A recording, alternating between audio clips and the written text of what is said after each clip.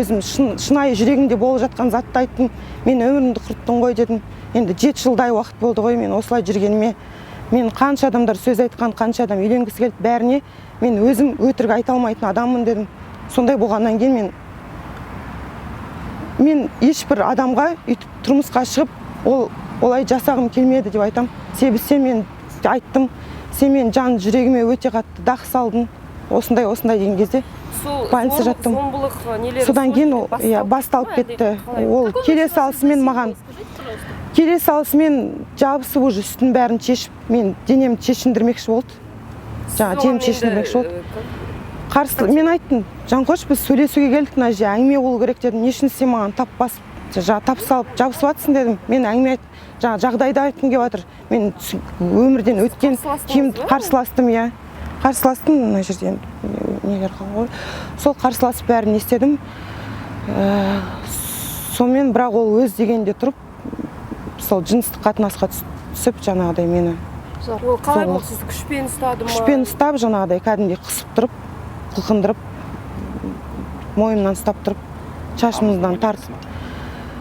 Тамыздың 12-сі сол, Тамыздың 12-сі сол басталған. Ал бәрі болғаннан кейін ол кісі бұрылып қайтып кетті ма әлде? Жоқ, бұрылып қайтқысы келген жоқ, ол отырды. 19-ы жаздыңыз заявление?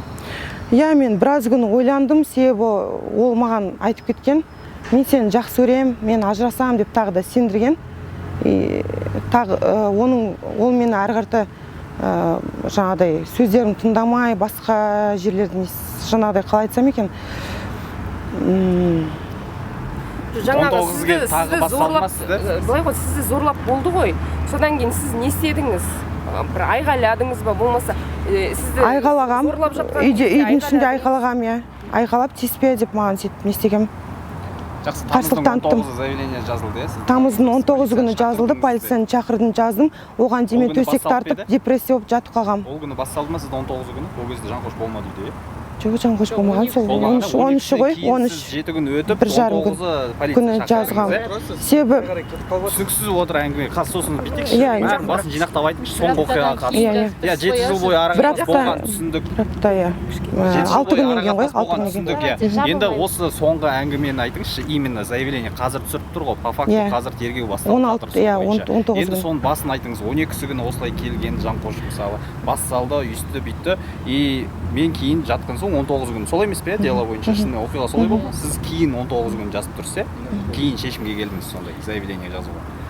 Полиция шақырыңыз, заявление жаздық, енді қазір соның үстінен заявление шешімге келу себебім, мен оған дейін де сондай шешім туралы мен оған қанша рет айттым. Ол маған қанша рет мен әйелмен ажырасам. Бір жолы үзем деп жаздыңыз ғой, бір жолы үзем болды, барлығы бітті дедім. Айтыңызшы, бағана 12 тамыздан бастап сол күні басталды. 12-сі, 13-ші. Ол кеткісі келген жоқ, мен қасында болды. Мен өте қатты көңіл күйім түсті. Бірақ мен оны енді жамандыққа қимаймын ғой.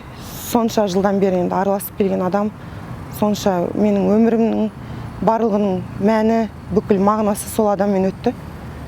Өтіп келе жатыр бүгінге дейін.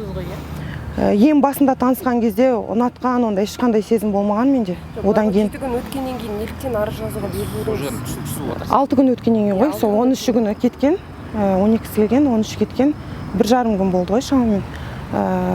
Не үшін арыз жазуға себеп болды, себебі мен шаршадым. Осылай өмір бойы 7 жылдан бері өмірім өтіп жатыр. Осылай қыздығымды алғандық туралы, осылай қиянат жасаған, анама берген сертім туралы барлығы есіме түседі, әрдайым күн сайын есімде. Сол уақытта қатты эмоционалдық сондай күйде болдым.